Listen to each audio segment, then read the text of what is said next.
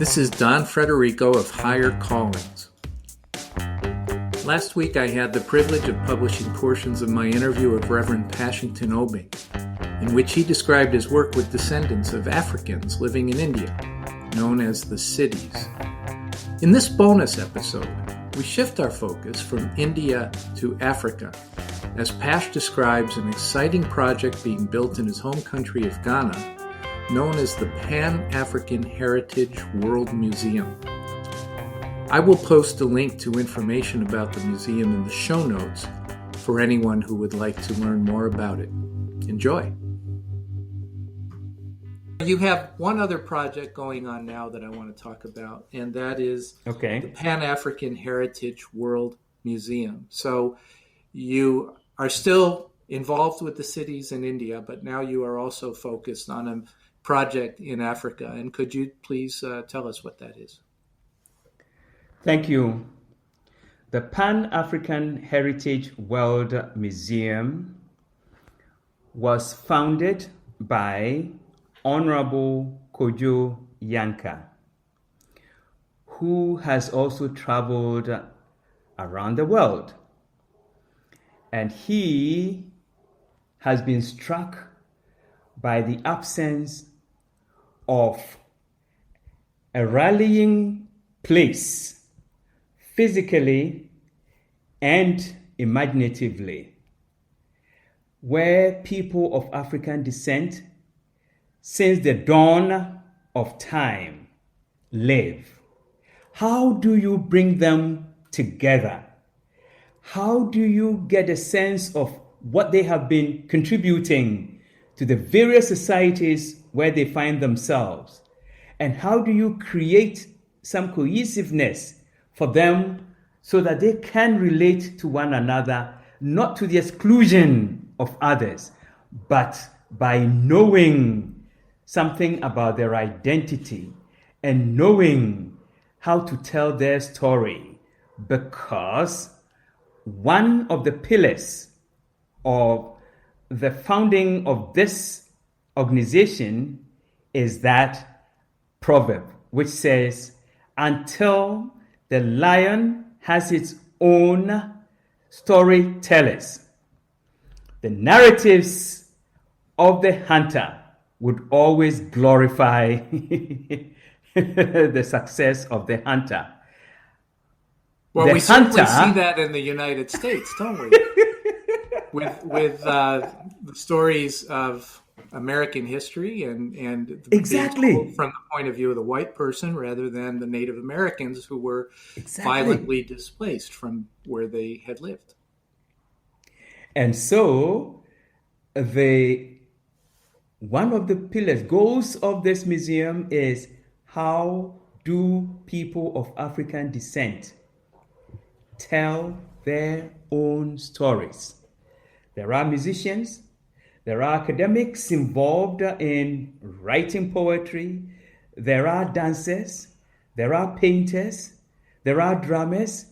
And so in 2022, an edifice is going to be put up in Ghana that will begin assembling all the elements that I have mentioned and more. For instance, there will be a section on the museum grounds for herbal medicine plants. Herbal medicine plants. There will be an area called Palace of Kingdoms and Queendoms. There will be a place for artifacts that were spirited through the shores of Africa to different parts of the world and kept in museums elsewhere. There will be places that will house contemporary works of Africans. So the museum physically is supposed to assemble all these and more, and then we'll have a digital space for projecting through the digital medium augmented and virtual images of all the things that have been done by people of African descent. This will therefore embrace works produced in Brazil, Suriname, Mexico, Trinidad and Tobago, then Iraq, Iran, South Asia, Pakistan, Sri Lanka, Indonesia, and the others. So that's because African artifacts and African culture and history has essentially been exported to all of those places over the centuries. Correct. Okay. Yes. And this museum, then, the idea behind it is for Africans to tell the story of Africa and Africans without without the influence of colonialism, without it being tainted by colonialism. Okay. Correct. And what is your role in this? I am pretend director of education and culture, and I can say something briefly. All the years that I've been away from continental Africa, specifically Ghana, it's my children that are reminding me that I was building some blocks. When I was teaching and had courses on African diaspora people in the Americas, from Brazil, Venezuela, all the way to the United States, Canada, and so on, I never thought that there would be a day that such experience or such knowledge will be required to be put at the service of a museum.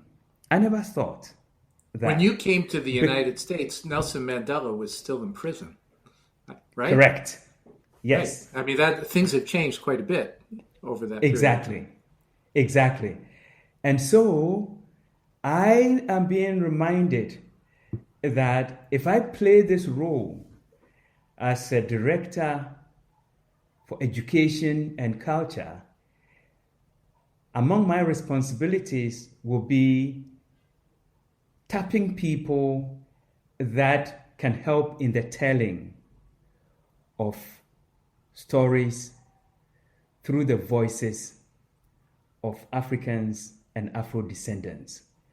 And in our private conversations, I have said, much as I appreciate that opportunity, especially following immediately after a conference that was held in August, and again I was asked to chair the planning and implementation of that conference, I know that it takes energy, it takes time, it takes a certain level of creativity that I am telling myself that I'll be happy to be in the background and then encourage others to be at the forefront of this great endeavor, which I fully support, but I want to continue learning. So that's what in our private conversation I've told you. Right. And now we're going to make it public for the whole world to hear. That was being tricky. Well, Pash, I think this, it's obviously a very exciting project, and I look forward to hearing more about it. Maybe someday I'll go to Ghana and visit it, although I have a lot of other places to visit too, and I'm not doing much traveling these days during this pandemic. But it just sounds wonderful. It sounds like a project whose time has certainly come. And it also sounds like in one capacity or another, you're going to remain very much involved in it. Is that right? Whether yes, it's behind the scenes I'm or happy. in the forefront.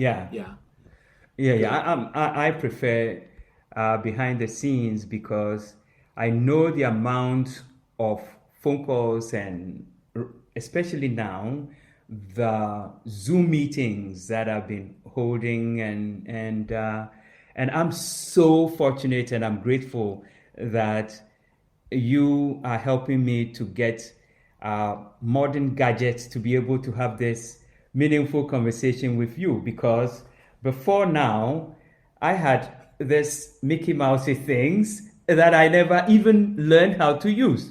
Just so you know, the only thing recording is audio, so nobody can see that you just held up a pair of wired earbuds, and what you're wearing is what my son tells me is gaming headphones now that you recently acquired.